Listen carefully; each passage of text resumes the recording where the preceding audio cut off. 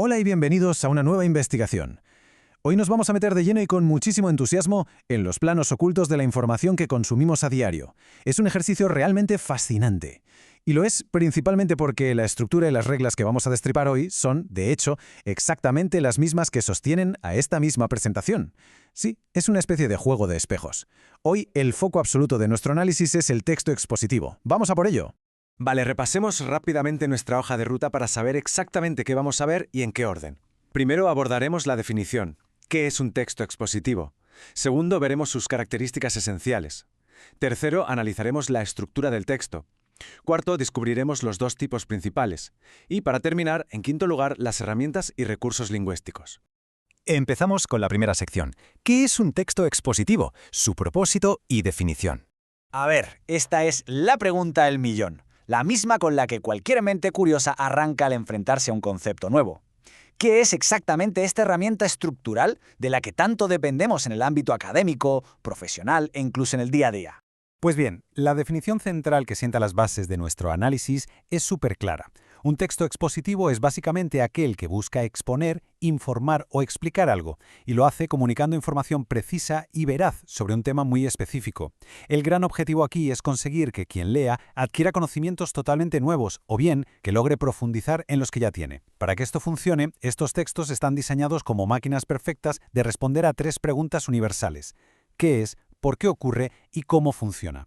Y la pura verdad es que estos planos arquitectónicos nos rodean constantemente. Los encontramos en enciclopedias, en esos manuales de instrucciones para montar muebles, en artículos de divulgación científica, informes y, por supuesto, libros de texto.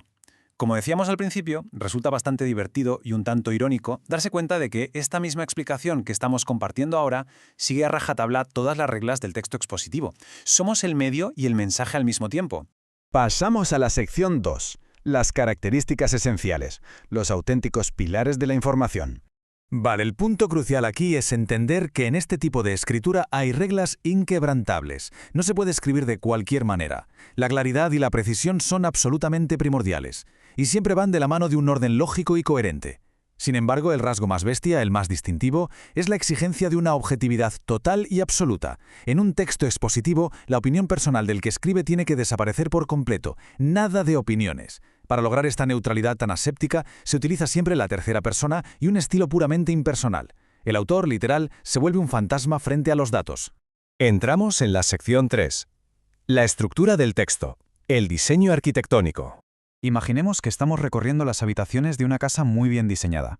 Hay una secuencia obligatoria de 3 pasos para que la información se digiera correctamente. Primero, la introducción. Actúa como el recibidor de la casa, donde se presenta el tema y se intenta despertar un poco de interés. Luego pasamos al paso 2, el desarrollo. Esta sería la sala principal, inmensa, donde se explican, se describen y se ejemplifican todos los conceptos usando ideas principales y secundarias. Y finalmente el paso 3, la conclusión. Es la puerta de salida, que se encarga de empaquetar y resumir todo lo que hemos visto. Omitir cualquiera de estos pasos haría que la estructura entera se tambalee.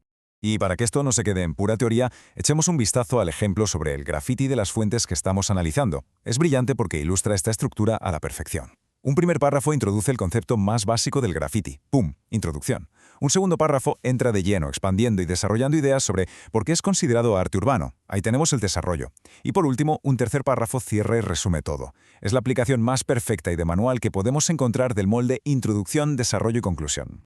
Sección 4. Los dos tipos principales. ¿Cómo adaptamos el mensaje al público?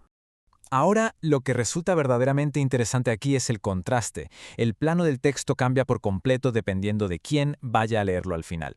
Por un lado tenemos los textos divulgativos. Están pensados para todo el mundo, un público general y diverso. No requieren conocimientos previos y huyen de los tecnicismos como de la peste. Por otro lado, tenemos la otra cara de la moneda, los textos especializados. Son materiales mucho más complejos, dirigidos a un nicho muy concreto y exigen que el lector venga ya con los deberes hechos y una preparación inicial para no perderse con el vocabulario complejo. Para entender el peso real de un texto especializado, imaginemos estar leyendo un artículo sobre informática profunda y de repente nos topamos con siglas como la memoria RAM.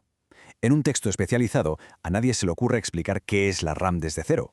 Se da por hecho que ya se sabe. Y es curioso, porque es justo ese pequeño tecnicismo el que actúa como una frontera, marcando exactamente a qué tipo de audiencia va dirigido el documento. Y llegamos a la sección 5.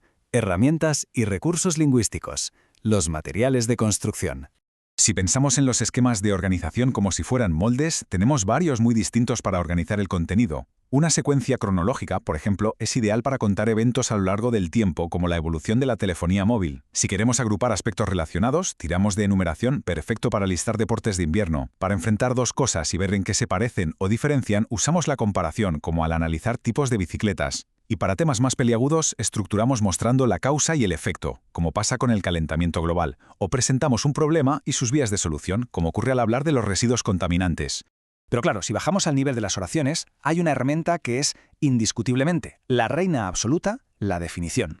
Es el recurso explicativo por antonomasia. Fijaos en este ejemplo clásico de biología. Definir a las bacterias como microorganismos unicelulares sin núcleo diferenciado. Es directo, es exacto y ancla el significado a la perfección sin dejar el más mínimo espacio para malentendidos. Aún así, hay veces en las que, sinceramente, una simple definición se queda corta ante un fenómeno muy complejo. Y ahí es cuando se saca la artillería pesada. Se usa la reformulación, que básicamente es explicar algo difícil pero usando palabras más de andar por casa. Se introducen ejemplos súper concretos, como mencionar animales carnívoros para que el concepto aterrice en la realidad. Y, cómo no, se echa mano de los recursos gráficos, como tablas o diagramas, que son salvavidas absolutos para hacer visual todo aquello que en texto puro resulta demasiado abstracto. Y para que todo este conjunto no parezca un montón de ladrillos sueltos, necesitamos un buen mortero gramatical. Aquí entran en juego los conectores y marcadores discursivos. Son palabritas clave que unen todo el tejido lógico del texto.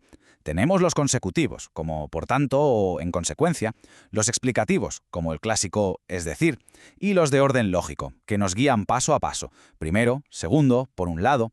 Estos pequeños enlaces son vitales, son los que consiguen que las ideas fluyan de manera ininterrumpida y natural. Y bueno, después de haber desglosado todas estas piezas maestras, nos queda una reflexión final bastante potente.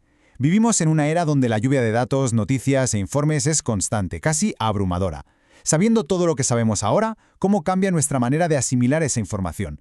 Cuando somos capaces de ver, casi como en Matrix, esos planos estructurados y objetivos que hay detrás. Conocer este andamiaje no solo nos hace leer mejor, sino que nos da el superpoder de separar la información realmente útil de todo el ruido de fondo. Es una reflexión buenísima para darle un par de vueltas. Nos vemos en la próxima investigación.